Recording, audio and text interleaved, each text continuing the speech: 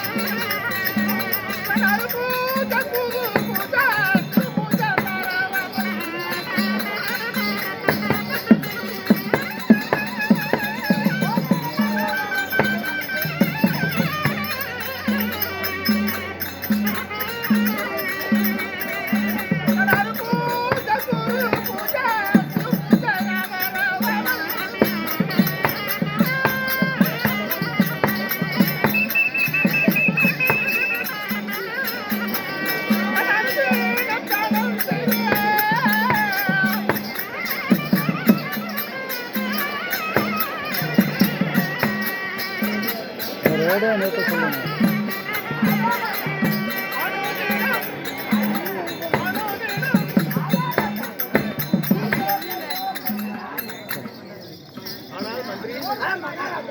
நான் யாரு? நீங்கள் யாரு? என்ன? நீங்க யாரு? எந்த ஊரு? நீங்கள் யாருன்னு நான் என்ன மொம்மாளுக்கு மட்டு வச்சுக்கா வந்து யாருன்னு எனக்கு தெரியாது. ஏங்க மகாராஜா, நீங்கள் வந்திருக்கிறீங்க. நீங்கள் யாரு? உன் பேர் என்ன?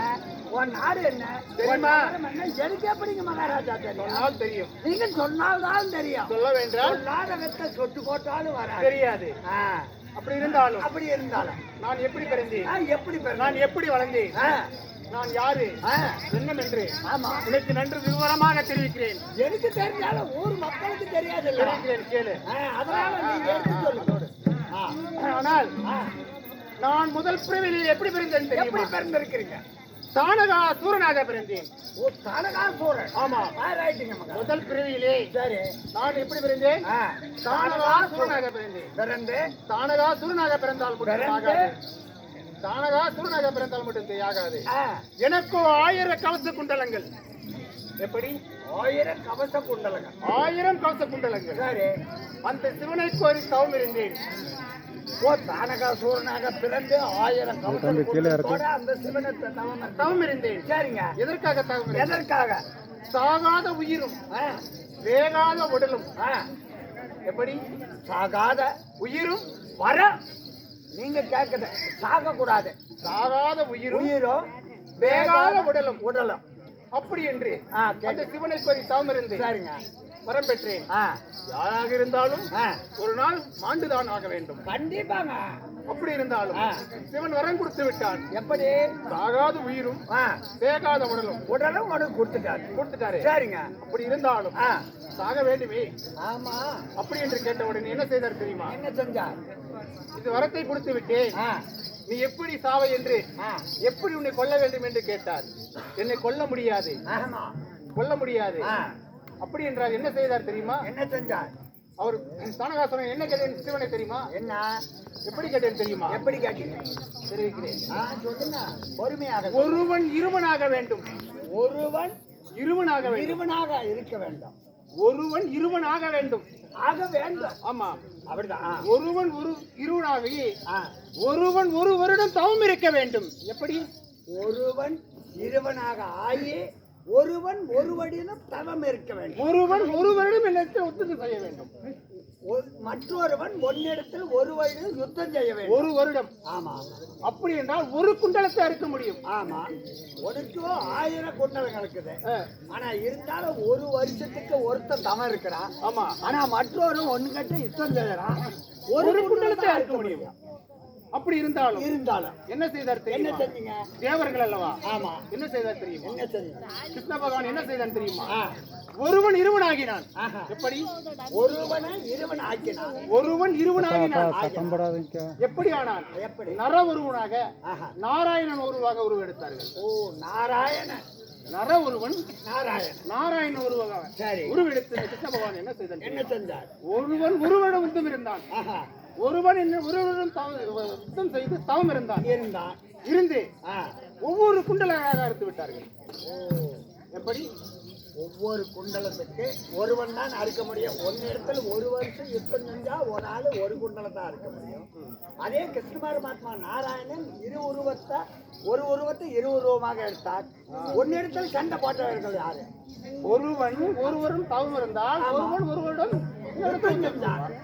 இன்னொருவன் தவத்துக்கு போனால் இன்னொருத்தன் வந்து விடுவோம். மாத்தி வந்துட்டு இருக்கிறாங்க. ஆமா, அதான் ஒருவன் இருவனானது. அப்படி இருந்தாலும் நம்மளுக்கு அசுர புத்தி இல்லவா? ஆமா. 999 குண்டலத்தை அறுத்து விட்டு இருப்பது ஒரு குண்டலம் ஒண்ணுதான் இருக்குது. அசுர புத்தி தெரியவில்லை. இந்த மாயவன் அசுர புத்தி தான். மாயவன் செய்வான் என்று தெரியவில்லை. அப்போதைக்கு பார்த்தேன், நம்ம குண்டலங்கள் எல்லாம் அறுத்து விட்டார்கள். என்ன செய்வதென்று என்ன செய்வது? 4 திசையும் ஓடினேன். என் அபயத்தை காப்பது யாரும் இல்லை. எப்படி? 4 திசையும் போய் நீங்க கேக்குறீங்க 999 குண்டலத்தை அறுத்துட்டாங்க. இன்னும் 1 இருக்குது. அந்த ஒரு குண்டலத்தை வைத்து நான் என்ன செய்வேன் என்று மேற்கேணி திசையை நோக்கி ஓடினேன். சூரிய பகவான் தகவல் என்று வந்தார். எனக்கு அபயம் என்று கேட்டேன். சூரிய பகவான் என்ன உரைத்தான் தெரியுமா? அபயம் வந்து விட்டால் காப்பாற்றுவேன் என்று நெல்லி கனியாக்கி என்னை எடுத்து முழுங்கி விட்டார். எப்படி? நெல்லி கனியாக்கி என்னை எடுத்து முழுங்கி விட்டால் சூரிய பகவான். அப்ப முழுங்கும் போது என்ன ஆனது தெரியுமா? திரும்பி பார்த்தால் கிருஷ்ணன் சக்கரம் வருகிறது. சூரியன் கழுத்தை அறுத்தால் உலகம் இருண்டு விடும். என்ன செய்வது என்று தவறு செய்து விட்டேன் என்று சூரிய பகவான் நாராயணனை கேட்கவும், அப்போது உரைத்தார் சூரிய பகவான், மீண்டும் எங்கே பிறக்கிறான் என்று தெரிவிக்கிறேன், அங்கே சென்று அந்த உயிரை எடுத்துக்கொண்டு என்று தெரிவித்தார். யாரு? சூரிய பகவான். எங்கே போய் பிறக்கிறேன் தெரியும்? மீண்டும் சொல்லுவோம். எங்க 5 சிறு வயது அறியா பருவம் உள்ள என் தாயார் குந்தியார். குந்தி அம்மா. எப்படி?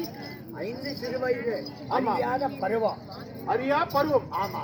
அப்படி இருக்கும்போது என் தாயார் குந்தியால் என்ன செய்தார்? என்ன செஞ்சாங்க? அந்த தூர்வாச முனிவருக்கு பணிவிடை செய்தால் 5 வயதினிலே. சரி. தூர்வாச முனிவர் என்ன செய்தார் தெரியுமா? 5 மந்திரோதயத்தை தந்தார். பணிவிடை நல்லா செய்தாய் அம்மா. 5 வயதாக இருந்தாலும் நீ பணிவிடை நல்லா செய்தாய். அதுக்காக 5 மந்திரோபதேசம் தந்தார். 5 மந்திரங்களே கொடுத்திருக்கிறார். ஆமா. சரிங்க. இந்த மந்திரத்தினால் உனக்கு பலன் ஒன்று தூர்வாச முனிவர் சென்று விட்டார். என் தாயார் என்ன செய்தார்? ஆற்றங்கரைகளிலே நீராடி விட்டு அவள் கருங்குழுதலை கோதிக் கொண்டிருக்கும் போது சூரிய பகவான் தகதக என்று வந்தார். சரி. எப்படி? தகதகன்னு பொழைச்சு வெளியே வர்றார். வரும்போது என்ன செய்தார்? சூரிய பகவான் இதுபோல் அழகாக தண்ணீர் வருகிறாரு, ஒரு மந்திரத்தை எடுத்து ஓதினால் நம்மளுக்கு பலன் உண்டா என்று ஒரு மந்திரத்தை எடுத்து ஓதினாள். ஓ, இந்த தூர்வாசர் கொடுத்த மந்திரத்துல ஒன்று எடுத்து ஓதினாள். அப்போது என்ன ஆனது? சூரிய பகவான் நேரிலே தோன்றிவிட்டார். சூரிய பகவான் நேரிலே தோன்றி உடனே என்ன? பெண்ணே, 5 சிறு வயது அறியா பருவம் உள்ள பெண்ணாகி இருக்கிறாயே, மந்திரத்தை ஓதி தவறு செய்து விட்டாயே, உன்னிடத்தில் நான் சேராவிட்டால் என் தலையோ 16 சுக்காகி விடுமே, நான் என்ன செய்வேன் என்று என் தாயாரை 16 வயது பெண்ணாக்கினார். குந்தி அம்மால 16 வயது பெண்ணாக்கி என்ன செய்தான்? என்ன செஞ்சார்? அப்போது சேரும்போது ரவு பண்டம். எப்படி? ராவ் பண்டம் ரிசு தங்காது. கன்னத்திலே நான் கரனாக பிறந்தேன். கன்னத்திலே பிறந்த உடனே என் தாயார் 5 வயதாகிவிட்டால், என் தந்தையார் மேலே சென்று விட்டார். 5 வயது குழந்தையை நாம் எடுத்துக்கொண்டு சென்றார். ஒரு குழந்தை பெற்ற நாடு நம்புமா? என்ன பேசுவார்கள், என்ன செய்வது என்று தெரியாமல் தங்க தொட்டில் செய்து தன் கட்டிலிருந்த ஆடையை கிழித்து என் தாயார் ஆற்றிலே விட்ட உடனே நான் எங்கே போய் சேர்ந்தேன் தெரியுமா? ஆனா மந்திரி, நானோ ஆற்றிலே செல்லும் போது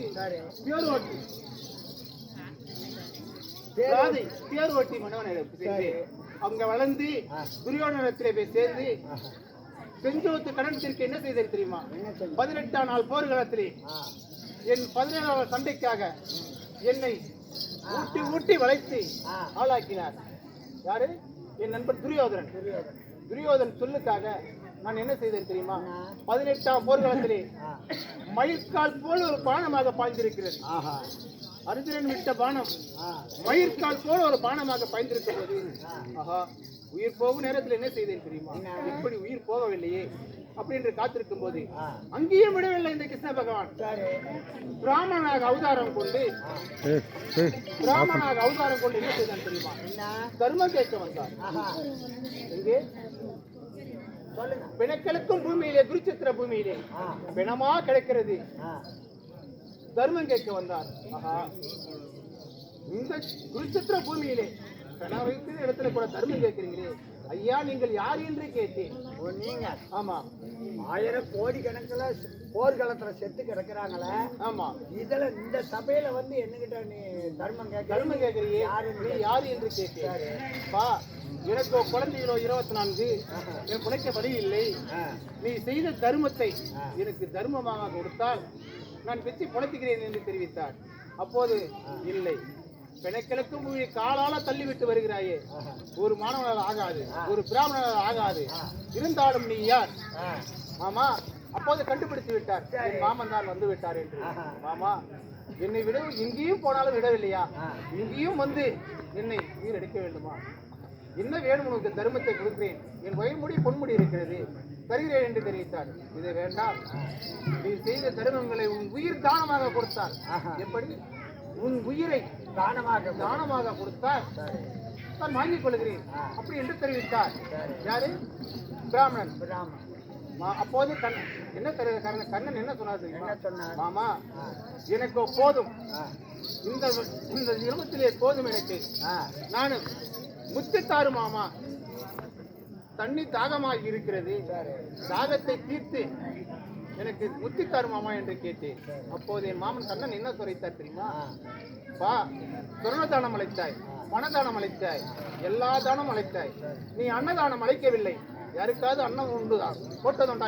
இல்லை, நான் போடவில்லை என்று தெரிவித்தேன்.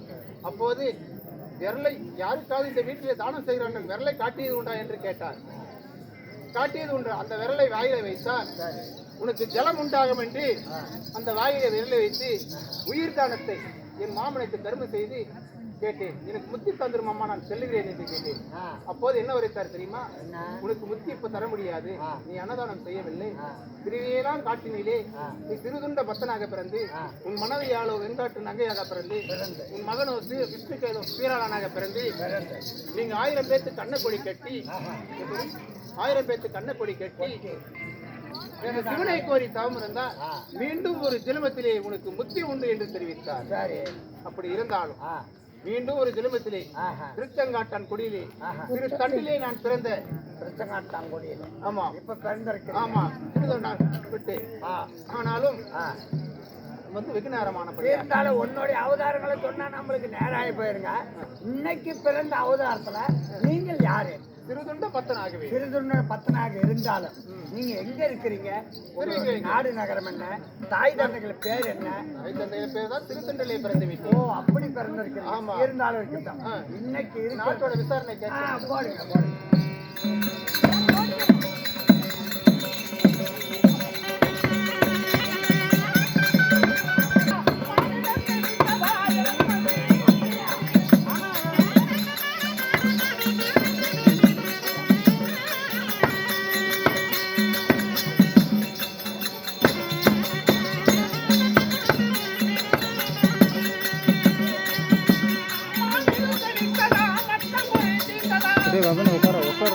ஆட்டிக்கூடாது.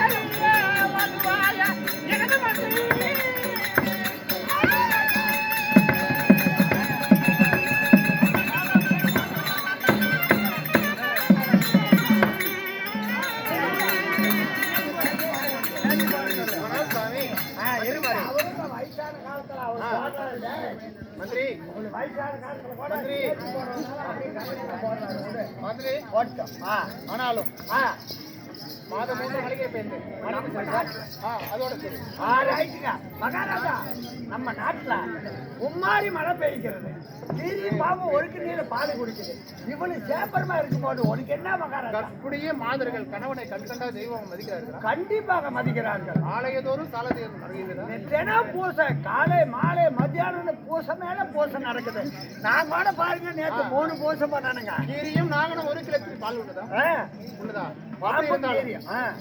அப்படி இருந்தாலும் நான் வந்து வெகு நேரமானபடியால் வெகு நேரமானபடியால் நங்கையால வெங்காட்டு நங்கையை பார்க்க வேண்டும். பாருங்க வெங்காட்டு நங்கை மனைவி. வெங்காட்டு நங்கை என்ன உன்னுடைய மனைவிகளா? என்கிட்ட முன்னாடியே சொல்லிட்டீங்க மகாராஜா. ஒரு மனைவி சென்று அழைத்து வா. மகாராஜா அரண்மனையில் இருக்கிறார். உன்னுடைய மனைவி வெங்காட்டு நங்கை. மகாராஜா நீங்க அரண்மனையில் இருங்க, அது சீக்கிரமாக சென்று ஒரு மனைவி அழைத்து வருகிறேன். இதோ திருதுண்ட பத்துங்கிற நாடகத்துல இவர்தான் மகாராஜா தன் மனைவியாக வெங்காட்டு நங்கை அழைக்கிறார். அவரு இப்ப தர்பாராகிறார். மற்ற விஷயம் அவரால் அறியலாம். நான் போய் உள்ள போனதுமே வேலையை விட்டுட்டு கூட்டியாந்துறேன்.